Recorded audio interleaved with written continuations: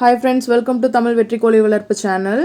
இன்றைக்கி சண்டே, நம்ம வீட்டில் என்ன ஸ்பெஷல்னு பார்க்கலாம். வாங்க வீடியோக்குள்ளே போகலாம். இன்றைக்கி அப்பா காலையில் வெளியில் போயிருந்தார். அப்போ பசங்க மீன் பிடிச்சிட்டு இருந்தாங்க அப்படின்ட்டு இந்த மீன் வாங்கிட்டு வந்தார். இங்கே இந்த மீன் கெண்டை மீன், கண்ணாடி கெண்டை அந்த மாதிரி சொல்லுவாங்க. நீங்கள் எல்லோரும் இந்த மீனுக்கு என்ன சொல்லுவீங்க, என்ன பேருன்றதை மறக்காமல் கமெண்ட் பண்ணுங்கள். அம்மா நான்லாம் இந்த மீன் சாப்பிட மாட்டோம். ஏன்னா இதில் முள் நிறையா இருக்கும். அதனால நாங்கள் யாருமே இதை சாப்பிட மாட்டோம். அப்பா தான் பிடிக்கும் அப்படின்னு வாங்கிட்டு வந்தார்.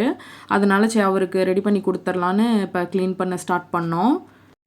எல்லாம் நம்ம விரல் சைஸில் தான் இருக்கும். வாய்க்காலில் நான் பார்த்துருக்கேன் இந்த மாதிரி மீன். நாங்கள் பிடிக்கலான்னு ட்ரை பண்ணியிருக்கோம். ஆனால் பிடிக்க முடியாது, சிக்காது. நான் நிறையா வாட்டி ட்ரை பண்ணியிருக்கோம்.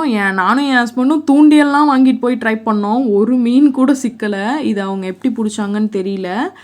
அந்த நண்டோட கொடுக்கு மட்டும் ஒன்று இருந்தது. நான் நண்டு இருக்கும்னு நினச்சேன். ஆனால் அது மட்டும்தான் இருந்தது. ஏதோ தெரியாமல் வந்துருச்சு போல்.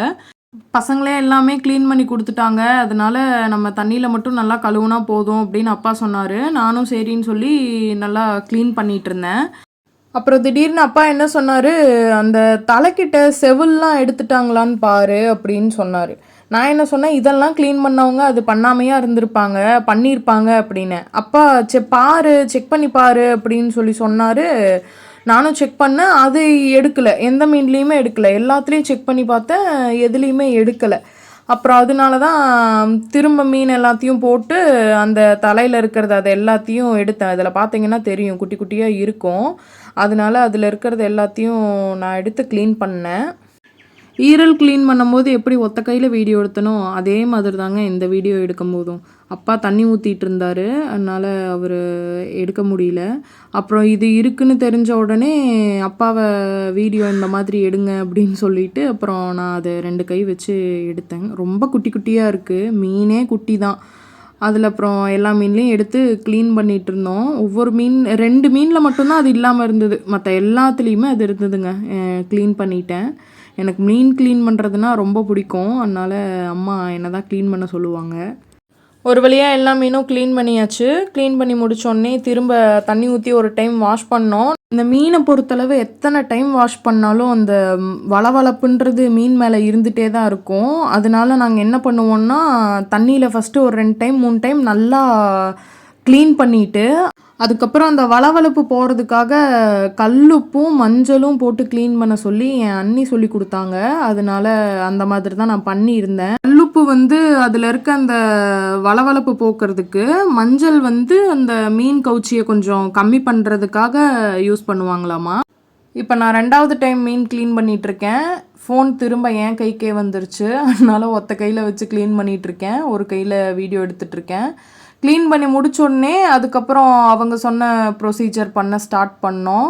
கல்லுப்பும் மஞ்சளும் ஆட் பண்ணிவிட்டு அதுக்கப்புறம் அந்த மீனை அதில் போட்டு நல்லா பரட்டி எடுக்கணுமாமா. அதுக்கப்புறம் ஒரு 2 நிமிஷம் அந்த மாதிரி பண்ணிவிட்டு அப்புறம் தண்ணி ஊற்றி நார்மலாக நம்ம எப்பயும் வாஷ் பண்ணுற மாதிரி வாஷ் பண்ணிக்கலாம்.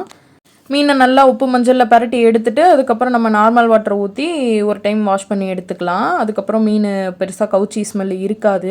1 வீக்காகவே என்னால் சரியாக வீடியோ போட முடியல, ஷார்ட்ஸும் அப்லோட் பண்ண முடியல. ஏன்னா அம்மா ஊருக்கு போயிருந்தாங்க. ஸோ வீட்டில் இருக்க எல்லா வேலையும் நான் தான் பார்த்துக்கணும். உங்கள் கோழியும் போய் நான் தான் பார்த்துக்கணும். இங்கே ரெமோவையும் நான் தான் பார்த்துக்கணும். வீடியோலாம் எடுத்துறேன், பட் என்னால் எடிட் பண்ணி அப்லோட் பண்ண முடியல. இடையில ஹாஸ்பிட்டலும் போயிட்டு இருந்தனால சரியாக போட முடியல. அதனால் அம்மா இப்போ வந்துட்டாங்க. நாளையிலேருந்து கரெக்டாக உங்களுக்கு எல்லா வீடியோவும் வந்துடும். ஸோ மறக்காமல் நம்ம சேனலை சப்ஸ்கிரைப் பண்ணிக்கோங்க. இனிமேல் ரெகுலராக வீடியோ போட ஆரம்பிச்சிருவேன். இப்போ நீங்கள் என்ன ஒரு கேள்வி கேட்கணும். அம்மா வந்தால் என்ன, கோழியும் நீ தான் பார்த்துக்க போகிற, ரெமோவையும் நீ தான் பார்த்துக்க போகிற அப்படின்னு நீங்கள் கேட்கணும். ஏன்னா எனக்கு சமைக்கிறது தான் பெரிய விஷயமே.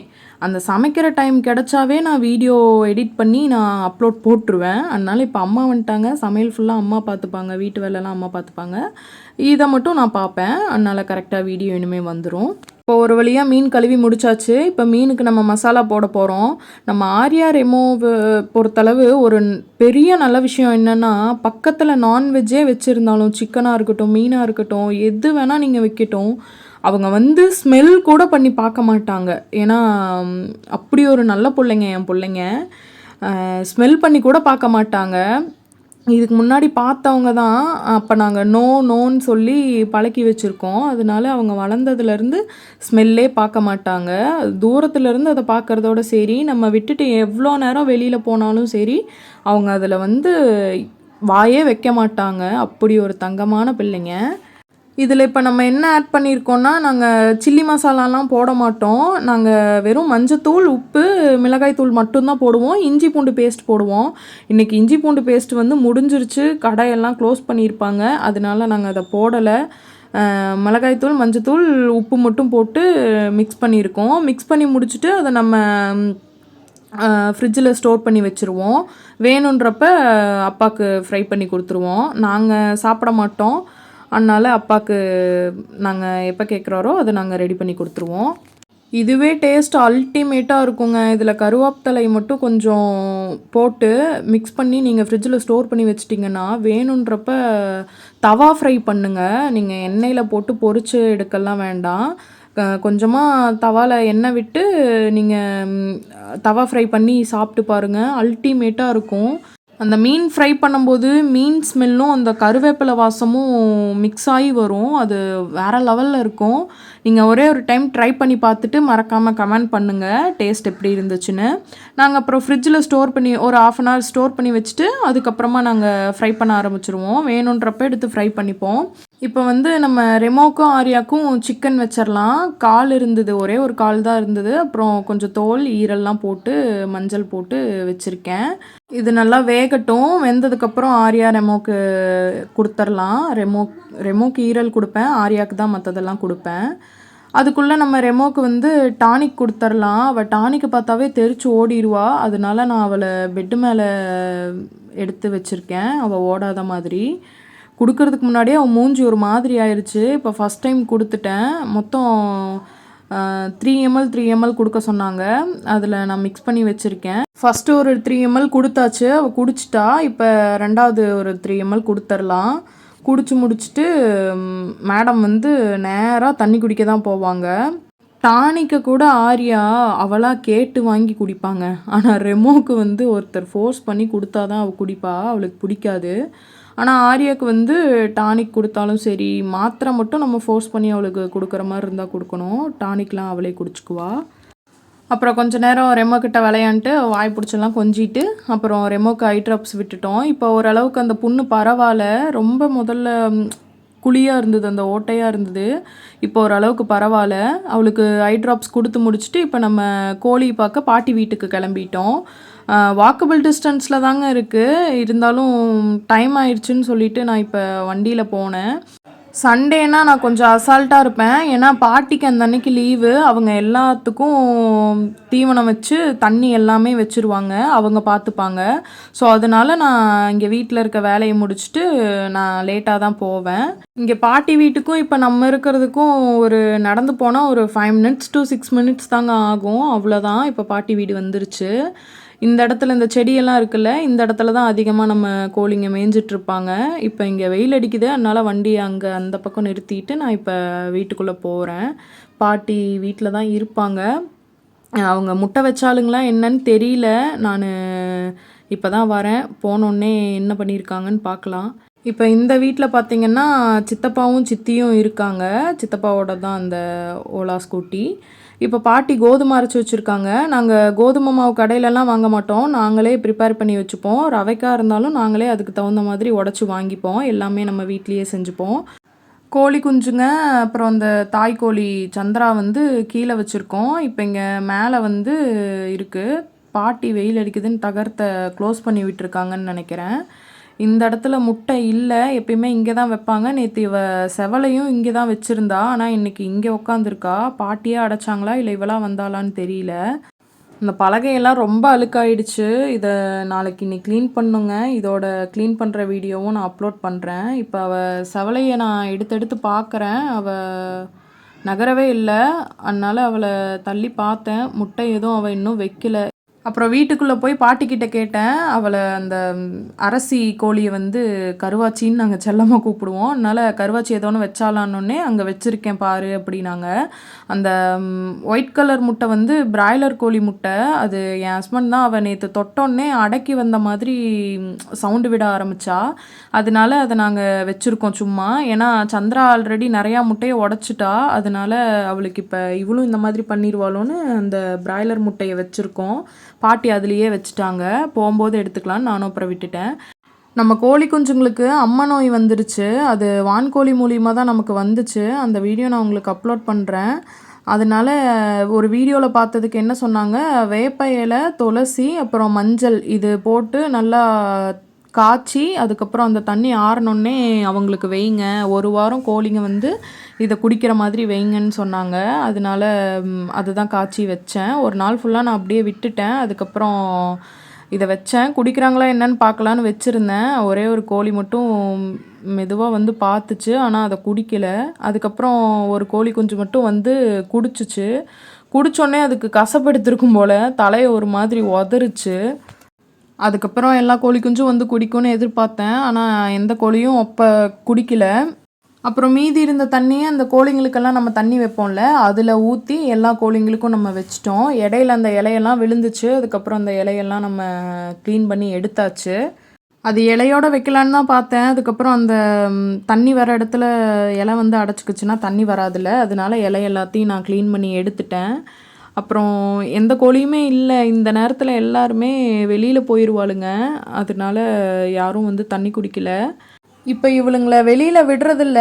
ஏன்னு கேட்டிங்கன்னா 8 கோழி குஞ்சு இருந்தது. அதில் 2 கோழி குஞ்சை வந்து பூனை பிடிச்சிருச்சு.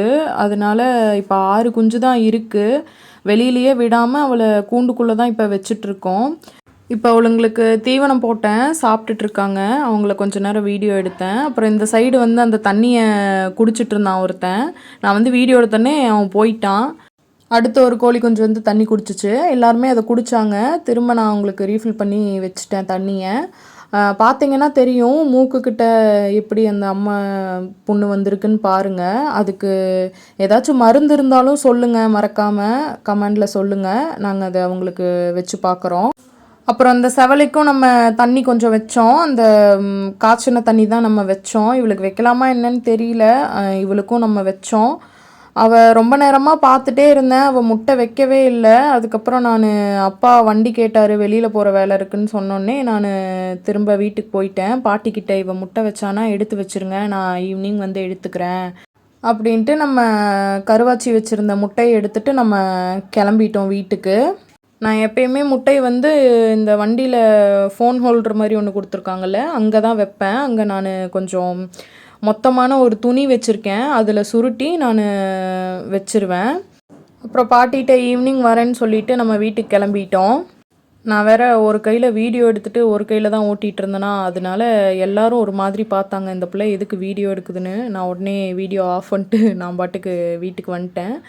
நம்ம வீட்டுக்கு வந்தோடனே முட்டையை டேட் தான் போட்டு மார்க் பண்ணி வச்சுட்ருக்கோம். அதனால் இன்றைக்கி டேட் போட்டு நம்ம முட்டையை வச்சுட்டோம். இங்கே முன்னாடி இருக்க முட்டையெல்லாம் கருவாச்சி அரசியோட முட்டை. அங்கே பின்னாடி இருக்கிற 5 முட்டையும் செவலையோட முட்டை. இன்றைக்கி வச்சான்னா 6 முட்டை. அதுக்கப்புறம் நம்ம ரெமோக்கு சிக்கன் வெந்துருச்சு. நம்ம அதை ரெமோக்கு கொடுத்தோம். ஆனால் ரெமோ ஃபஸ்ட்டு சாப்பிடவே இல்லை, வாமிட் பண்ணி வச்சுருக்கா. நாங்கள் போயிட்டு வர ஒரு 1/4 மணி நேரத்தில் அவள் வாமிட் பண்ணி வச்சுருக்கா. நான் ஃபுட்டு கொடுத்தேன், ஆனால் அவள் சாப்பிடவே இல்லை. தண்ணிக்கிட்ட போய் நின்றுட்டா. ஆனால் தண்ணியும் அவள் குடிக்கவே இல்லை. நானும் சரி அவளுக்கு ஃபோர்ஸ் பண்ணி கொடுக்க வேணான்னு சொல்லி நான் அதுக்கப்புறம் கொடுக்கல. ஆரியாவுக்கு தான் கொடுத்துட்ருந்தேன். அப்புறம் திரும்ப அவளே வந்தா, என்னை ஒரு மாதிரி பார்த்துட்டே இருந்தா. அதுக்கப்புறம் கொடுத்தேன், சாப்பிட்டா. ஆனால் பெருசாக அவள் சாப்பிட்லைங்க. ஒரு 2 வாய் தான் இருக்கும், சாப்பிட்ருப்பா. நீங்களே பாருங்கள் அவள் எத்தனை டைம் சாப்பிட்றான்ட்டு. ரொம்ப குட்டி குட்டியாக தான் கொடுத்தேன், அதுதான் சாப்பிட்டா. மிஞ்சி போனால் ஒரு 4 டைம் சாப்பிட்ருப்பா, அவ்வளோதான். ஸ்கின்னு தான் நல்லா சாப்பிட்டா. அவளுக்கு ஈரல் ரொம்ப தகட்டிருச்சு போல், அதனால ஈரல் அவள் சாப்பிடல. இப்போ ஒரு வாய் கொடுப்பேன், அது மட்டும்தான் சாப்பிட்டா. அதுக்கப்புறம் அவள் ஈரல் சாப்பிடல. அது விற்குமா என்னன்னு தெரியல. அந்த ஈரலை ரொம்ப நேரம் மென்று அதை ஈரல் கொஞ்சம் 2 வாய் சாப்பிட்டான்னாவே அவள் தண்ணி தான் குடிக்க போகிறா. அதுக்கப்புறம் வேணான்னு சொல்லிடுறா. இப்போ பாருங்கள், நெக்ஸ்ட் டைம் கொடுப்பேன், அவள் வேணான்னு சொல்லிடுவா. சாப்பிட மாட்டா. அங்கே பார்த்தீங்கன்னா ஒரு ஆள் மேட்டில் படுத்துட்டு சிக்கன் கால் கடிச்சிட்ருக்கு. அவங்களுக்கு அதை கொடுத்துட்டா போதும், ரொம்ப நேரத்துக்கு அது முடியிற வரையும் யாரையும் கண்டுக்க மாட்டா. அவள் பாட்டுக்கு அதை சாப்பிட்டுட்ருப்பா. இப்போ பாருங்கள், ரெமோக்கு ஸ்கின்னு தான் கொடுக்குறேன், அவள் அதை வாங்கவே இல்லை. அப்புறம் அது வேணான்னு சொல்லிட்டு இங்கே வந்து தண்ணி குடிக்க ஆரம்பிச்சிட்டா. இப்போ வரையும் நல்லா சாப்பிட்றா, தண்ணியெல்லாம் நல்லா குடிக்கிறா. ரெமோ எப்படி இருக்கான்னு நிறைய பேர் கேட்டிருந்தீங்க. நேற்று கூட ஒரு சிஸ்டர் கேட்டிருந்தீங்க. அவள் இப்போ நல்லா இருக்கா. ரெமோக்காக ப்ரே பண்ணிக்கிட்ட எல்லாத்துக்கும் ரொம்ப ரொம்ப நன்றி. மறக்காமல் நம்ம சேனலை சப்ஸ்கிரைப் பண்ணிக்கோங்க. தேங்க்யூ ஃபார் வாட்சிங்.